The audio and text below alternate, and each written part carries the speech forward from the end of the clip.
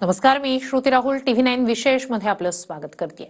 नियमात नसलेल्या लाडक्या बहिणींकडून सरकार पैसे परत घेणार का या प्रश्नावर महिला बाल कल्याण मंत्री अदिती तटकरे यांनी दिलेलं उत्तर अनेक बहिणींसाठी महत्त्वाचं आहे। कारण याआधी सर्व निकष तपासूनच पैसे दिलेत किंवा एकाही बहिणीकडून पैसे परत घेतले जाणार नाहीत असं म्हणणाऱ्यांच्या भूमिकेत बदल झाल्याचं दिसतंय। पाहूया। माझ्या लाडक्या बहिणींना माझं आव्हान आहे की ज्यांचं उत्पन्न 2.5 लाखाच्या वर असेल नाही पेक्षा मग त्यांना मात्र जे आहे दंडासहित वसुली करण्यात येईल। छगन भुजबळांनंतर आता अर्थमंत्री अजित पवारांनीही निकषात नसलेल्या लाडक्या बहिणींना अर्ज मागे घेण्याचं आवाहन केलंय। भुजबळांनी तर निकषात नसलेल्या लाडक्या बहिणींकडून दंडासकट पैसे वसुलीचाच इशारा दिलाय। तमाम माझ्या महाराष्ट्रातल्या मायमाऊलींना, माझ्या लाडक्या बहिणींना माझं आव्हान आहे की ज्यांचं उत्पन्न 2.5 लाखाच्या वर असेल त्यांनी जसं मध्ये पंतप्रधानांनी आवाहन केल्यानंतर जे सवलतीचा गॅस सिलेंडर घेण्याची गरज नाही अशांनी गॅस सिलेंडर सवलतीचे घ्यायचं बंद केलं, तशा प्रकारे आपल्या गरीब महिलांच्या करता ही स्कीम आहे।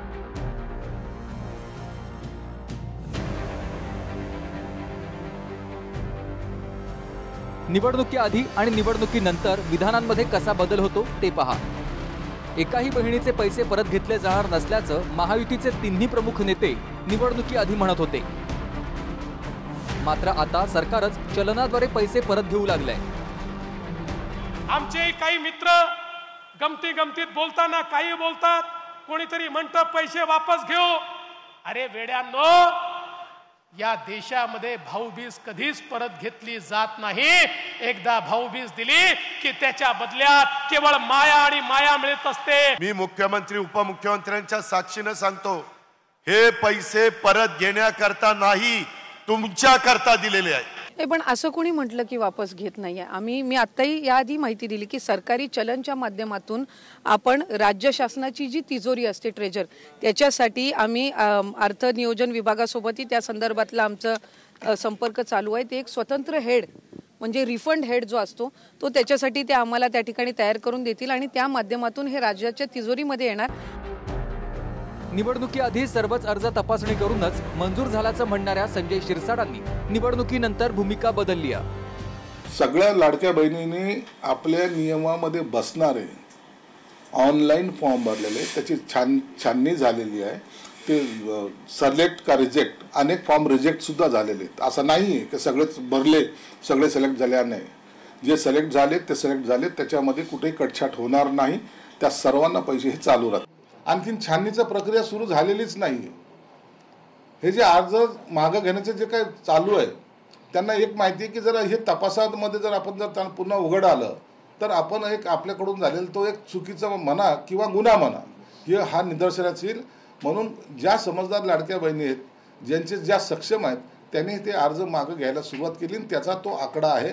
तर या आमच्या 2,70,00,000 जर महिला रणरागिणी लाटणं हातात घेऊन जर बाहेर पडल्या तर एक तरी माणूस फिरेल का आमचा? द्यावंच लागेल ना आम्हाला। असं काय कर, मार्ग नाही, ते द्यावंच लागेल। लोकांना सांगावं की या नियमात बसत नाही, त्यांनी स्वतःहून आपली नावं काढून घ्यावी, नाही पेक्षा मग त्यांना मात्र जे आहे दंडासहित वसुली करण्यात येईल। सत्तेत आल्यानंतर सरसकट फेर तपासणी करणार नसल्याची भूमिका फडणवीसांनी मांडली होती। मात्र आता 5 चाचण्यांद्वारे लाडक्या बहिणींना पास व्हावं लागणार आहे। लाडक्या बहिणींचं उत्पन्न 2.5 लाखाहून अधिक नाही ना याची आयकर विभागाकडून माहिती मागवली जाईल। लाडक्या बहिणींच्या घरी 4 चाकी वाहन तर नाही ना याची RTO कडून माहिती मागवण्यात येईल। आधार कार्ड आणि बँक खात्यात तफावत असेल तर बँकांकडून माहिती मागवली जाईल असे निकष लावले गेलेत।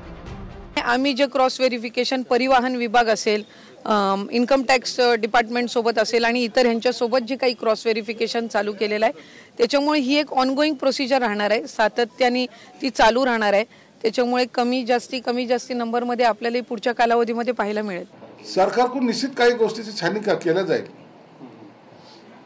छाननी करावी लागेल। त्याचे दोषी ह्या महिला भगिनी नसून त्याचे दोषी जे कोणी भाऊ यांना ही योजना आणताना अगदी छातीटोकपणे सांगितलं होतं त्यांची ही योजना आहे आणि आता त्यांच्या दोष हा महिला बघून गेला की हा मी त्यावेळेला मगाशी तुम्हाला मागच्या वेळेला GR दाखवला होता. जर तुम्ही त्यावेळेला तो GR असताना सुद्धा दिलेत, कारण तुम्ही अंतर्गत सूचना केलेल्या आहेत की जेवढी अर्ज आलेले त्या सगळ्यांना द्या म्हणून, तुम्ही दिले म्हणून त्यांनी घेतले. आता त्यांच्याकडून तुम्ही पैसे वसूल करण्याच्या बाबतीत मला निर्णय घेत असाल तर मला वाटतं की पहिलं मंत्री आणि त्याचबरोबर त्यांच्या संबंधित असलेल्या लोकांवर कारवाई करणं गरजेचं आहे, अशी आमची मागणी ठाम राहणार आहे. जर महिलांनी निकषात बसूनही पैसे मिळवले असतील तर त्यांच्यावर कारवाई झाली पाहिजे. मात्र सारे अर्ज तपासल्याचं सांगूनही ज्या सरकारनं अपात्र बहिणींच्या खात्यात पैसे टाकले त्यांच्यावर कोण कारवाई करणार हा प्रश्न आहे. आदिती तटकरे म्हणतात की अर्थ खात्यानं महाराष्ट्रात 2.5 कोटी महिला लाभार्थी आहेत. याच हिशोबानं तिजोरीचं नियोजन केलंय. म्हणजे समजा आता सरकारच्या तपासणीत 50 लाख अर्ज बाद झाले तर मग सरकार नव्या 50,000 महिलांना सामावून घेईल का, याचं उत्तर अद्याप मिळालेलं नाही. या घडीला माहितीनुसार 2,48 लाख महिला लाडक्या बहीण योजनेचा लाभ घेत आहेत. त्यांच्यासाठी वर्षाला 48,000 कोटींची तरतूद करण्यात आली आहे. जेव्हा सरकार 1,500 ऐवजी 2,100 रुपये दरमहा देईल तेव्हा 48,000 कोटींऐवजी 65,000 कोटी दरवर्षाला लागणार आहेत. मतं घेत असताना सरकारला हे माहीत नव्हतं का? आणि हेच लाडके भाऊ अशा पद्धतीचं एक आव यांनी आणलेला होता. मग सरकार नवीन आल्यानंतर म्हणजे यांचं सरकार आल्यानंतर या सरकारने आणि हे सांगतात की आम्हाला लाडक्या बहिणीचा आशीर्वाद आहे. मग तुम्हाला आता पडताळणी करायची गरज का पडली? म्हणजे तुम्ही मतासाठी काही पण करणार आणि मग तुमच्यातलेच मंत्री सांगतात की हे ज्यांनी बोगस हे घेतलेलं आहे त्यांच्यावर आम्ही कारवाई करू, त्यांच्या घरावरची जप्ती आणू.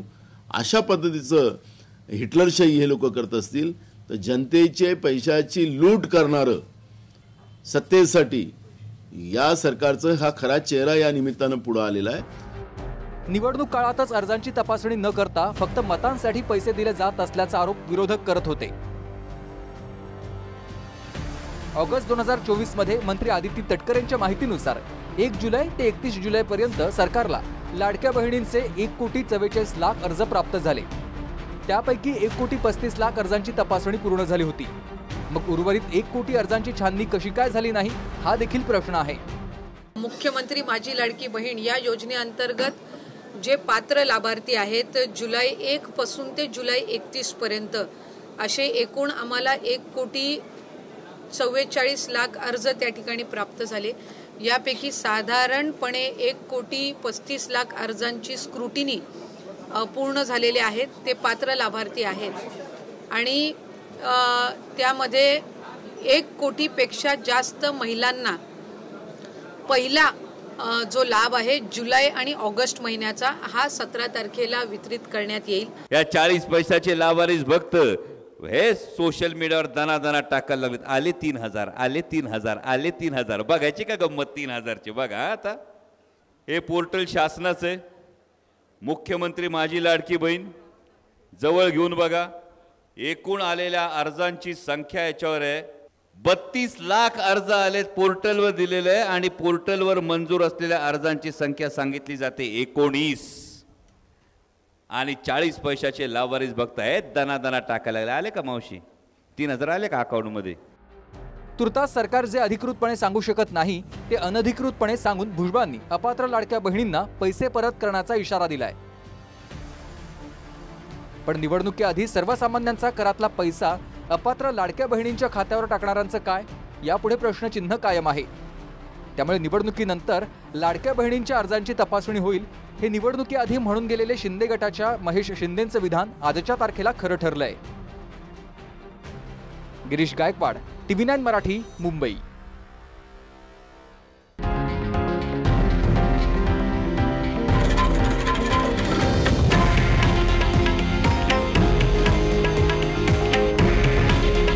हे आहे देशातील नंबर 1 न्यूज नेटवर्क आणि आपण पाहत आहात TV9 मराठी.